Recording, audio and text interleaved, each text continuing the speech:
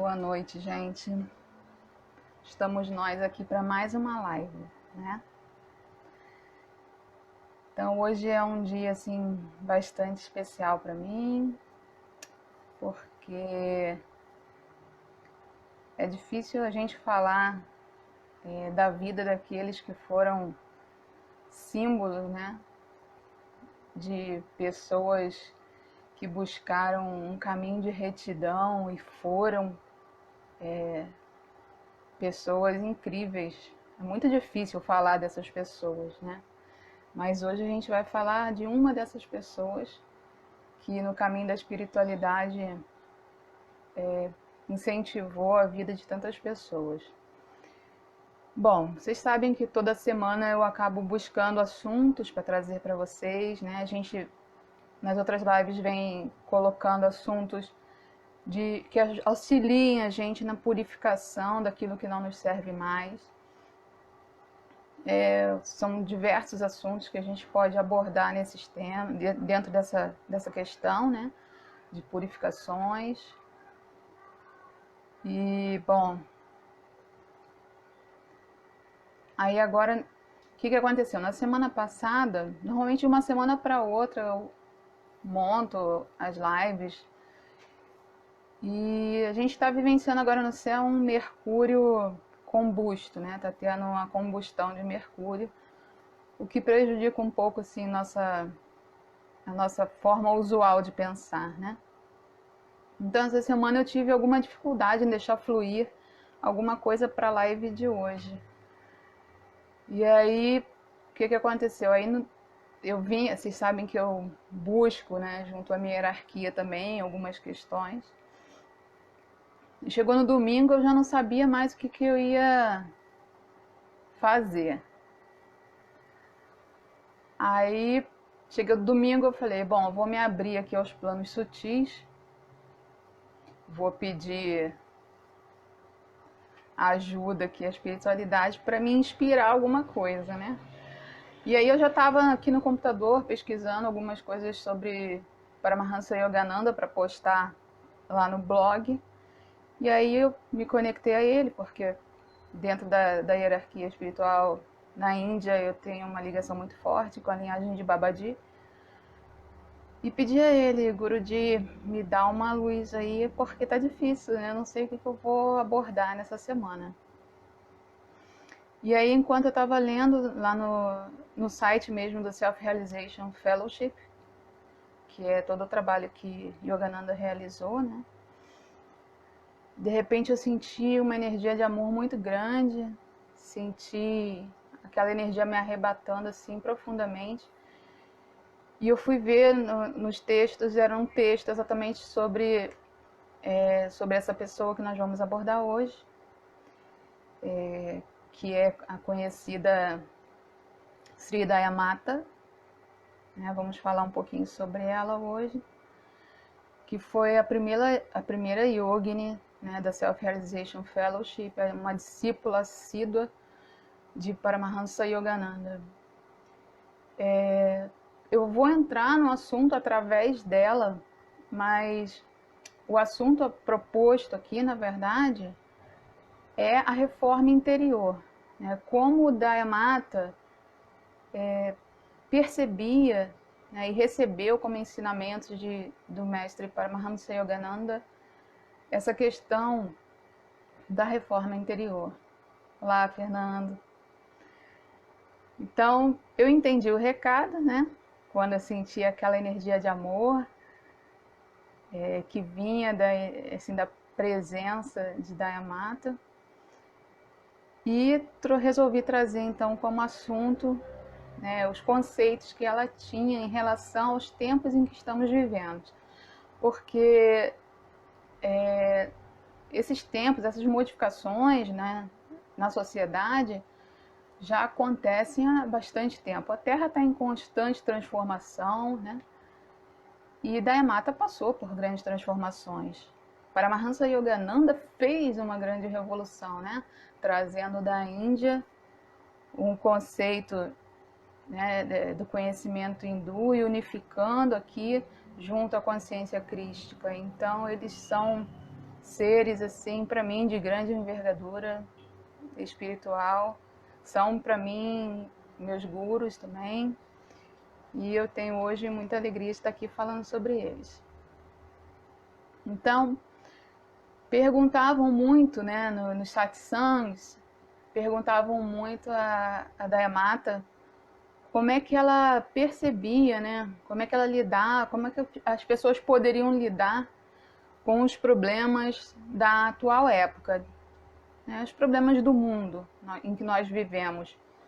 Porque ao olhar assim para as pessoas que são muito espiritualizadas, né, a gente fica pensando, essas pessoas vivem em isolamento, essas pessoas não lidam com as verdades do dia a dia, com os problemas do mundo, né, parecem estar alheias a isso. E não é bem assim, né? Cada um tem as suas dificuldades, suas atribulações para vivenciar e não foi diferente para eles, né? Eles também tiveram. Só que são pessoas que vêm com um intuito muito específico, são pessoas que vêm sabendo o que vão realizar na vida, né? Bom, então perguntavam a ela isso, como é que a gente lida com os problemas da atual época, né? Então, e ela tratava de dizer para as pessoas que em toda a história da humanidade existiram momentos de altos e baixos, que isso é uma questão cíclica da existência, né? Ela dizia que era progressão e regressão, que o fluxo e o refluxo do plano dual em que vivemos assim se manifesta, né? Ela cita então as civilizações, principalmente a Índia, né? Do qual vem todo o conhecimento védico e todo o conhecimento que eles tinham. E ela fala que na era de ouro, né, que era considerada a época de Rama, em que Rama viveu, quem não conhece Rama pode estudar o Ramayana, né, e compreender o que foi a era de ouro, né? Então ela fala que na época de Rama, as pessoas, existia naquela época alta tecnologia e espiritualidade, as pessoas, né, viviam num outro grau da existência. A luz da divindade tinha uma frequência muito alta naquele tempo. Então, mas mesmo assim, o ciclo, né, que ela trata como progressão e regressão das eras, faz com que exista um momento que o influxo chega, né, que o momento da era de ouro chega no seu limite e começa a retroceder. E aí a humanidade começa a declinar, a civilização vai declinando até chegar ao que nós estamos vivendo hoje, que é considerado a era de ferro, né? A era de trevas, que nós agora estamos realizando aquela curvinha final da era das trevas, né? Já num processo ascensional novamente dessas frequências das eras, o que dizem que, né, será a entrada da era de Aquário, nada mais é do que a saída, né, da era de ferro, que se conhece na Índia como Kali Yuga. Então, esse período decrescente em que a humanidade ignora o aspecto da sua natureza, né? A humanidade perde o entendimento de que nós somos a divindade manifestadas aqui na Terra, porque a luz se distancia muito da gente. Então ela fala que as nações acabam crescendo em tecnologia, em conhecimento, mas perdem a moral, a ética e a espiritualidade. Então essa é a natureza da crise mundial, né, que se vive. A gente perdeu a ética existencial, mas continua-se assim a busca pelo poder, né? Então ela comenta, desvendou-se o átomo, ao invés de usar o átomo para cura, para tecnologias de cura, o homem se empenhou em usar o átomo para a criação da bomba atômica, né? A tecnologia nos aliviou, ela fala que ao longo do tempo, né, o uso da tecnologia ela acabou aliviando a gente dos fardos do dia a dia. Por exemplo, como a agricultura, que antigamente tinha que ser feita, né, ali com a mão, com suor e sangue das pessoas. Hoje em dia é tudo mecanizado, tudo na tecnologia, o que nos permite ter mais tempo na nossa vida para a gente se dedicar a questões, né, mais elevadas, vamos dizer assim. Mas mesmo assim, mesmo com tanta tecnologia, a humanidade não se dedica a questões de estudo, da mentalidade, de aprimorar a mentalidade e a espiritualidade. A gente acaba se voltando para as coisas mundanas, para os prazeres sensoriais, né? Que é o quê? Que é tudo aquilo que traz prazer sensorial para a gente, que é o sexo, que é a comida, né? Que é a busca só do que é belo na arte também, de ter grandes movimentações artísticas e que são aspectos ilusórios muitas vezes, né? Tirando a gente do contato da natureza, né? Daquilo que a divindade nos deu como natural, né? E esses excessos sensuais, os excessos assim, dos sentidos, acabam desenvolvendo nas pessoas o quê? Ódios, ciúmes, levam para um estado mental e emocional desregulado, desequilibrado, né? Porque a pessoa está levando só para um lado físico, ela não está se desenvolvendo mentalmente ou espiritualmente. E o que acaba desencadeando num egoísmo que leva às guerras. Então é todo um processo, o que Dayamata explica que de dentro da gente surgem essas questões. Oi, Monique. Você estava lendo sobre o movimento quântico. É verdade. É verdade, Monique, é isso aí que você está colocando. O egoísmo e a ganância acabam sobrepondo, né? Exatamente. Mas é isso que a Dayamata trata, né? Com muita delicadeza, com todo o carinho que ela tem, porque ela desencarnou aqui da Terra, mas Dayamata está nos planos espirituais, dando seus satsangs e continua trabalhando assim como toda a linhagem de Babaji, né? Deixa eu até mostrar para vocês aqui uma imagem dela. Ela morreu bem velhinha, com 96 anos, se não me engano. Deixa eu mostrar aqui como era fofinha a Dayamata. Linda e que envelheceu numa graciosidade, olha. Uma graça, né? Bom, ela, falar um pouquinho mais da Dayamata. Ela vem de uma família muito espiritualizada, né? E desde os 8 anos de idade, ela já tinha se identificado com a Índia. Ela tinha dito para a mãe que ela não ia se casar e ia viver na Índia. E aos 17 anos, ela assistiu a primeira palestra de Paramahansa Yogananda, né? Quando ela percebeu, quando ela entrou na energia dele ali, ela não teve dúvida que ela seguiria aquele homem, que falava de Deus com tanta propriedade que ela ali identificou o seu caminho, né? E a partir de então ela começou a segui-lo e se tornou a primeira sannyasi, né, mulher, a segui-lo fielmente. Ele deu a ela os ensinamentos que recebeu de Sir Yukteswar, que era o guru dele. E logo depois que ele desencarnou, que ele recebeu o Mahasadi, né, que ele ascensionou, ela logo depois ela acabou pegando, sendo responsável, ele pediu a ela que ela ficasse responsável pela direção da Self-Realization Fellowship. E durante 55 anos essa criatura doce, né, vívida no amor da divindade, cuidou de todo esse trabalho que seu Guruji deixou. Então, vamos continuar aqui dos ensinamentos que ela passou em relação ao momento atual. Aí ela fala sobre, um dos outros textos, ela fala sobre uma promessa de luz, né? Perguntaram a ela qual seria a melhor forma de abordar a negatividade e obscuridade atuantes no mundo hoje.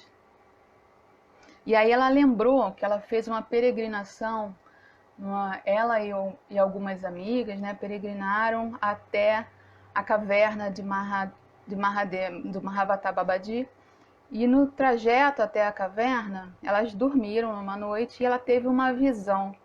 Ela teve uma visão de um futuro, de um mundo caótico, onde trevas dominavam, sabe? E se estendia por todo o universo.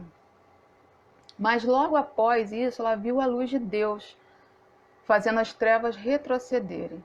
E ela comenta que assim como os egípcios tomaram atitudes que desafiaram a vontade divina, né, e passaram por pragas e calamidades, o mundo hoje também está cumprindo com aquilo que semeou, né? Ela fala que tudo que a gente está vivenciando hoje é só a colheita, né? E que a gente se acha hoje, por estarmos no futuro do que foram essas pessoas, a gente acha que a gente sabe mais do que essas civilizações. A gente tem a ignorante tendência de achar que civilizações do passado conheciam menos do que a gente conhece. E na verdade é o contrário, né? A capacidade intelectual na era de ouro é muito superior, não tem nem como medir, né? E mesmo assim, pessoas que viviam nas eras melhores do que a gente sucumbiram, né? Como é que a gente também não ia ter um momento de dificuldade, de passar pela dificuldade, de sucumbir como civilização? Toda civilização tem seu apogeu e a sua queda, né? Agora, a sabedoria está em como caminhar nesse processo, certo? Como sobreviver, como uma civilização sobrevive a isso, né? Bom, então ela fala que esses eventos estão nos livros sagrados, né? Daquele tempo também estavam. E que o que a gente está vivenciando hoje é isso, né? Não é um castigo divino, são etapas, né, do auge, do apogeu e da queda de uma civilização. Aí ela fala, as normas de conduta reta fazem parte da ordem universal. Aí ela coloca uma questão, né? Quanto nós nos distanciamos assim da verdade? Né? Porque aí ela comenta aqui algumas coisas mais específicas que são o cristianismo traz os 10 mandamentos, né? Mesmo na cultura hindu já existia ali a senda óctupla do yoga, que é o não matar, não cometer adultério, não roubar, né? Então assim, as grandes religiões do mundo, querendo ou não, tinham seus mandamentos. Então ninguém pode dizer que nós somos ignorantes de todo, né?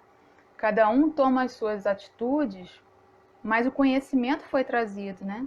Todos os grandes livros trouxeram mandamentos e verdades que estariam acima de nós e que deveriam ser respeitados. E ainda assim, né, mesmo sabendo que existem livros sagrados e mandamentos que sustentam a existência, ainda assim as pessoas as transgridem, né?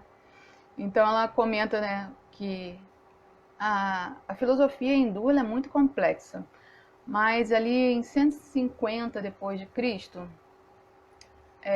Patanjali surge com a sua visão do Yoga Sutra. Ele, né, traz um livro tratando uma nova yoga, né, uma nova forma de conduzir o yoga já sem os sacrifícios das primeiras do yoga mais tribal que existiam, eram tribais e existiam sacrifícios a deuses e tal. Patanjali ele já traz um yoga mais filosófico, né? Ele trabalha em cima disso. E 2 dos primeiros passos de Patanjali são o yama, que é o comportamento errôneo a ser evitado, e o niyama, que são os princípios da conduta reta, aquilo que a gente deve adotar na vida. Então Dayamata, né, em seus satsangas, costumava falar muito sobre isso. Fala que do mundo científico e matemático criado por Deus e sustentado pelas leis maiores. E ela diz, tais leis nos são reveladas por grandes almas, como Jesus, como os grandes rishis na Índia, da antiga Índia, seres que de tempo em tempo vêm à Terra nos relembrar desses princípios, dessas leis que regem a criação e que devemos seguir para que exista um equilíbrio da vida, né? Ela cita ainda o equilíbrio que existiu, né, entre o tempo de Moisés, onde tudo era olho por olho, dente por dente, e que Moisés trouxe a inexorabilidade da lei divina, que colhemos o que plantamos, né? Com as leis de Moisés se aprende com rigidez, né? Que nós vamos colher o que plantamos. Porém, com Jesus vem a energia do perdão e da misericórdia, tirando o excesso de vinganças, né? Porque o olho por olho, dente por dente, está vivo até hoje, a gente sabe disso, né? Principalmente em algumas regiões do planeta. Estimula os excessos emocionais e as vinganças. Mas é que na energia de Jesus, quando entra na era de peixes, né, que Jesus traz essa questão de termos a misericórdia, a compaixão, a tolerância pelo próximo, a energia de vingança e do olho por olho, dente por dente dá uma quebrada, dá uma aliviada, né? E Jesus, a energia crística vem trazer esse equilíbrio para um novo momento. Por que a gente está falando de Jesus? Porque a Self-Realization Fellowship, junto com Paramahansa Yogananda, vou dar um adendo aqui, Paramahansa, na sua linhagem de mestres, né? Ele tem o seu mestre, Lahiri Mahasaya, ele tem uma conexão muito grande com Mahavatar Babaji. Babaji não se sabe de onde ele veio, para onde ele foi, e ele é a manifestação de um dos aspectos de Lord Krishna. Então Babaji apareceu poucas vezes na Terra, e quando apareceu para Lahiri Mahasaya, ele ensinou a Lahiri Mahasaya o Kriya Yoga, né? Então o Kriya Yoga é da linhagem de Babaji, Lahiri Mahasaya, Sir Yukteswar e Paramahansa Yogananda. E a intenção de Babaji, ele diz que uma nova era, um novo momento iria surgir da unificação do conhecimento do Oriente com o Ocidente. E aí Babaji, com o Kriya Yoga, ele traz isso, né? Quando ele avisa Lahiri Mahasaya que Paramahansa Yogananda apareceria e seria o responsável de levar o conhecimento do Oriente para o Ocidente. E é essa toda a trajetória de vida de Paramahansa. Tá? Ele leva para a América o conhecimento, né, do Yoga, do Kriya Yoga. Bom, foi isso que eu acabei de falar aqui. Aí ele diz que a humanidade reconhecerá seus aspectos divinos quando deixar de se mover pelos sentidos, né? Aí no outro satsang também ela acaba tratando, Dayan trata também sobre nós mesmos gerando as situações mundiais. Então ela fala que nós estamos lidando com o produto final de uma vida de conduta imoral e da decadência da ética em todas as esferas da vida. O estado mental em que nos encontramos não nos permite acessar os códigos das verdades universais divinas, mas elas existem e estão atuantes independente da gente querer acreditar ou não. É aquela questão, o ar, ele existe. Você tendo consciência de que está respirando ou não. Um bebê não sabe o que é o ar, mas ele vive do ar, né? Então, as verdades universais que sustentam a criação, elas existem, estão aí sustentando a existência. Queira você acreditar nelas ou não, elas regem você, porque elas regem a fonte, né? Tudo que foi criado está sendo regido por isso. Então, ela fala que, como tudo está ligado, os pensamentos benéficos ou nocivos afetam o plano divino para o mundo, assim como uma antena de frequência. Uma estática de má conduta desequilibra os ambientes e a natureza, tendo como resultados guerras, catástrofes naturais, desordens psíquicas. Então ela diz que os pensamentos humanos realmente funcionam como uma grande antena e você se manter com pensamentos benéficos vai beneficiar o ambiente, as pessoas. E o mesmo acontece ao contrário. Num momento como agora, que a gente acabou entrando numa frequência de medo, né? Todo mundo pôde sentir essa frequência, porque a humanidade entrou na energia de medo. Então todos nós, mesmo quem não tinha medo dentro de si, acabou percebendo como o ambiente ficou pesado, como mudou, né? E depois que aquele medo inicial passou, as pessoas começaram a entrar em estado de oração, meditação.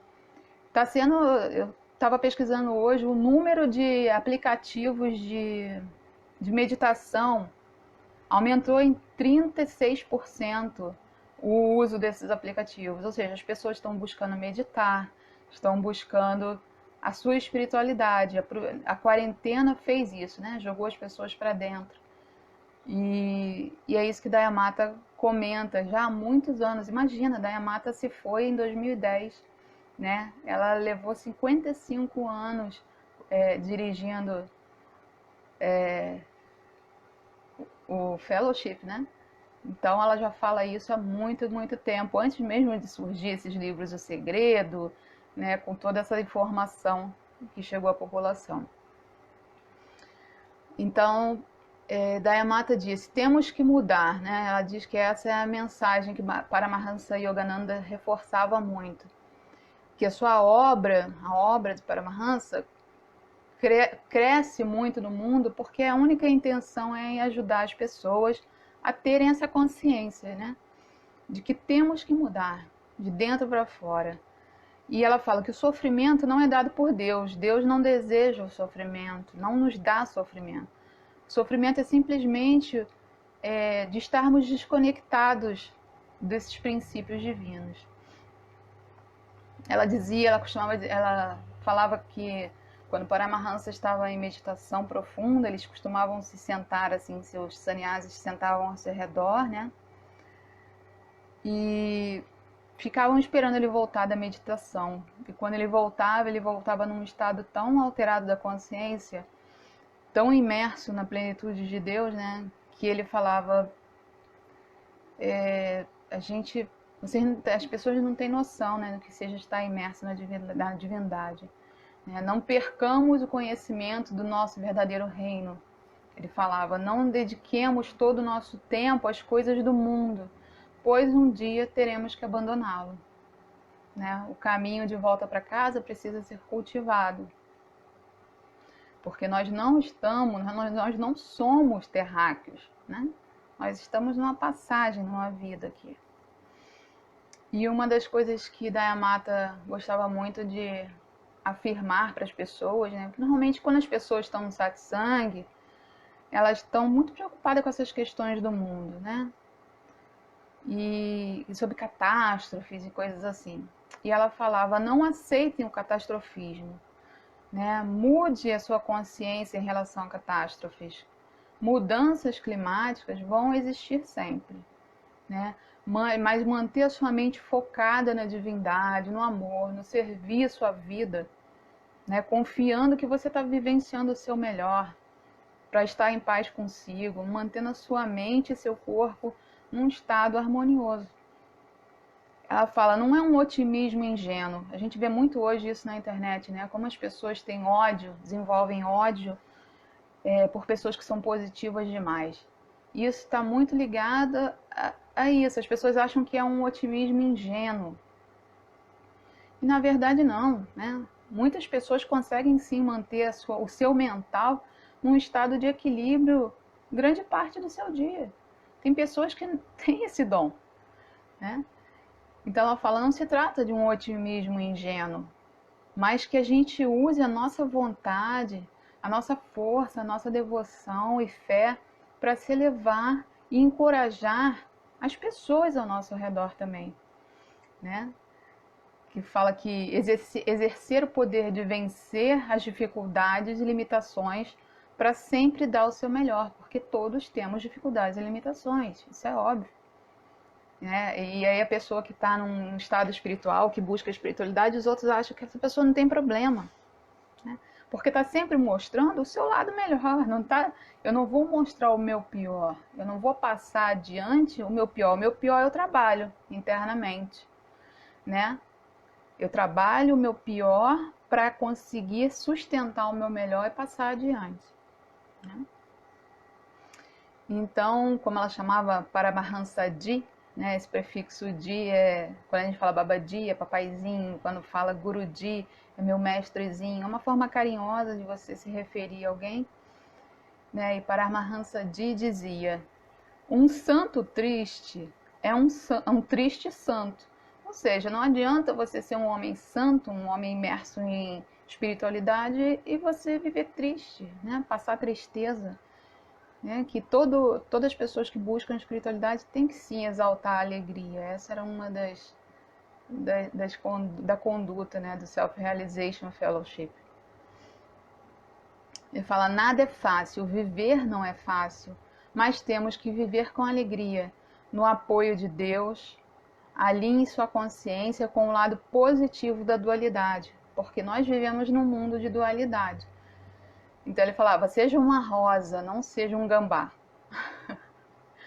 Mas é real, né? Vamos exalar o nosso melhor e não o nosso pior.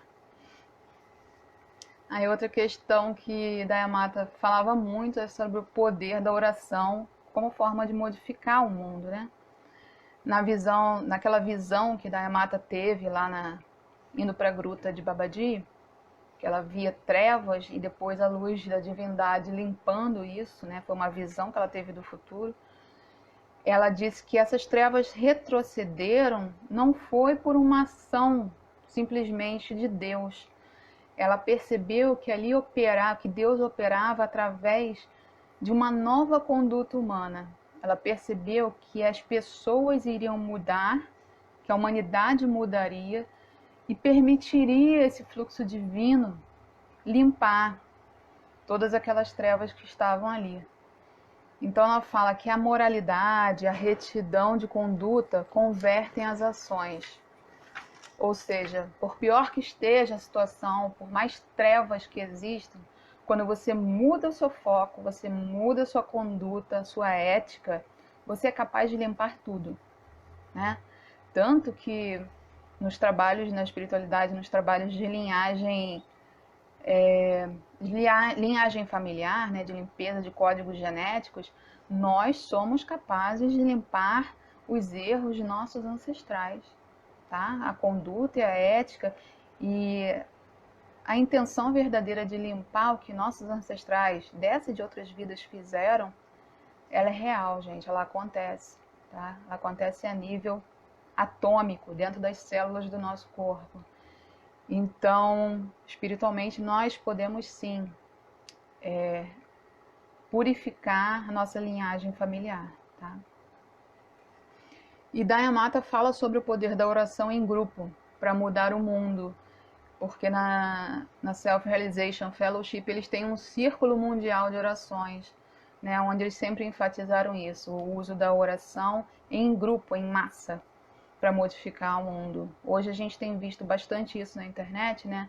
Diversas pessoas e grupos realizando meditações em dias de abertura de portais, e isso é muito importante realmente, tá? E aí, uma frase que Paramahansa Yogananda costumava falar muito, né? É: reforme-se a si mesmo e reformará milhares. A questão do que todos os discípulos de Paramahansa Yogananda eram instruídos, né, a viver aquilo que passavam, a serem exemplo em vida daquilo que estava sendo ali ensinado, né, que a nossa vida deve refletir o que a gente propaga.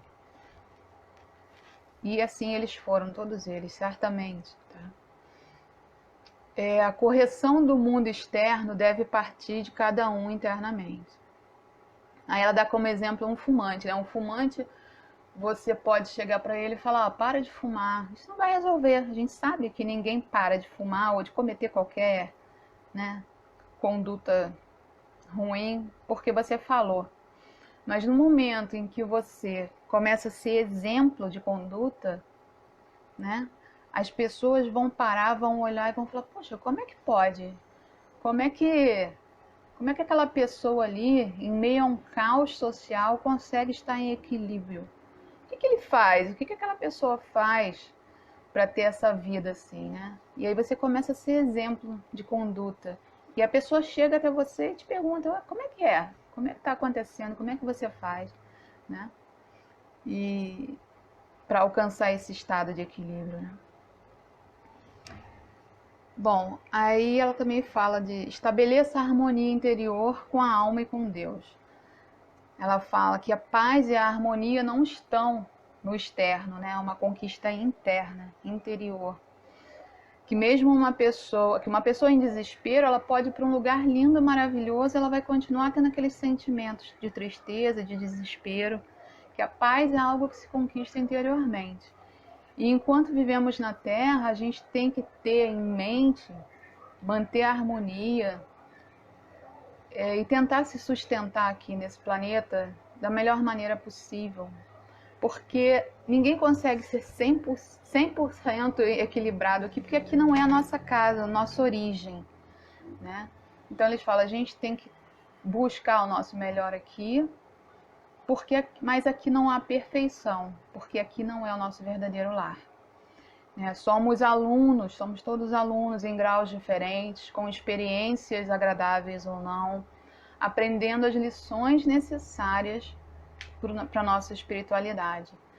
Nossa tarefa é estar em harmonia com as leis da criação divina, e quem assim vive, consegue viver, independente do externo, do tempo em que nasceu, encontra liberdade em Deus, né?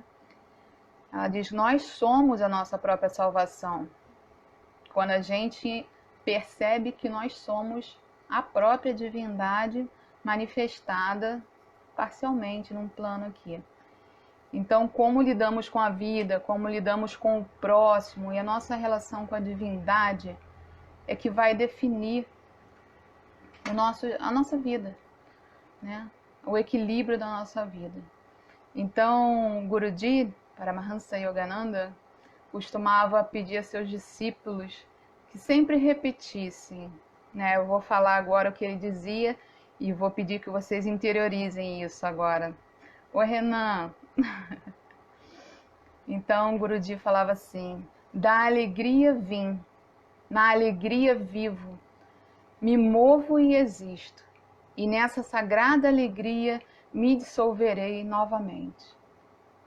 Então, todos os discípulos de Paramahansa Yogananda, né, eram instruídos a viver com a mente em alegria, em estar vivo, em estar em serviço, né? Então, ele dizia, apegue-se a esta verdade e a alegria interior o sustentará. Então, vamos escolher o lado positivo da dualidade, né? Vamos trabalhar, mesmo em tempos que parecem de trevas e de caos, vamos trabalhar o nosso melhor, vamos pegar as nossas trevas internas, trabalhá-la, purificá-la, né? Encaminhá-la, e vamos pegar o que há de melhor na gente e servir de exemplo às pessoas. Que nós estamos vivendo num tempo onde as pessoas estão despertando e vão precisar de quem esteja em harmonia, em equilíbrio, para conseguir caminhar e que a gente possa ser exemplo disso. Assim como o Daya Mata foi um grande exemplo, né, liderando a Self-Realization Fellowship, assim como nosso amado Paramahansa Yogananda, né, representou o Oriente no Ocidente e nos trouxe todo esse conhecimento. Então eu quero... Com certeza, obrigada, Josenilson. Então eu quero saudar, né, todos os gurus, a todos os rishis, joytishis, babadis, mamadis, todas as hierarquias do Oriente, que todos nós temos, né? Todos nós já tivemos uma existência no Oriente e temos o Oriente dentro de nós, né? Então a essa live de hoje eu dedico a todos eles e quero agradecer, né, a doce presença de Sri Daya Mata, de todo o conhecimento que ela nos passa através dessas revelações, e ao amado Paramahansa Yogananda, toda a linhagem de Babaji, por me guiarem sempre em alegria e devoção. E agradeço a vocês que estiveram aqui comigo em mais essa live. É sempre tenso antes de começar a live, né? Que eu sempre fico numa ansiedade de querer passar o meu melhor aqui para vocês. E fico muito feliz, né? De ver as pessoas entrando, às vezes cai a live, né? Volta. Mas eu fico muito feliz de vocês estarem acompanhando aqui o nosso canal, que eu comando Flor de Lótus.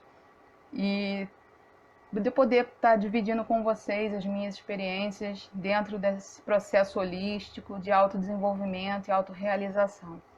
Né, que eu possa sempre ser inspirada a trazer assuntos que sejam realmente benéficos a todos vocês. Tá? Agradeço, peço que vocês se inscrevam em todas as nossas redes sociais, né, no YouTube também, que aos poucos eu estou fazendo as coisas e colocando lá, mas lá no blog do Comando Flor de Lótus é onde eu tenho mais informações, um compilado de coisas que ao longo dos anos eu fui colocando ali. E quem quiser estudar, né? Basta entrar lá e estudar. Deixem suas questões também. Tem o grupo do Facebook, né? O Comando Flor de Lótus, que é um grupo fechado, mas é só pedir para ser adicionado lá, que eu adiciono, e a gente vai conversando, eu vou colocando as coisas para a gente estudar. Tá bom? Ah, minha mãe. É verdade, mãe. A gente que está nessa trajetória junto há tantos anos, né? É muito bom a gente compartilhar as experiências e as vivências. Então eu quero agradecer a todos vocês. Olhem lá as postagens que eu fiz sobre Marte, né? Que nós estamos entrando agora num período de Marte em Aquário muito importante, em que a gente precisa trabalhar muito esse centramento para não deixar as energias de Marte deixarem a gente com excessos emocionais. Tem muita coisa para acontecer no mundo, nós estamos num momento de grandes mudanças e tudo que eu desejo é que vocês encontrem equilíbrio interior para que a gente passe por tudo isso, porque esse é um momento, pode ser assim um momento difícil, mas é um momento grandioso na história da humanidade, né? E eu desejo que todos vocês passem com muita alegria nos ensinamentos que a gente teve hoje para Paramahansa Yogananda e Daya Mata, né? Que haja muita alegria na vida de todos nós, que a gente consiga trilhar tudo isso com maestria, tá bom? Agradeço a presença de todos vocês, gente. Muita gratidão. E vamos lá para mais uma semana, tá bom? Um beijão. Tchau, tchau. Fiquem com Deus.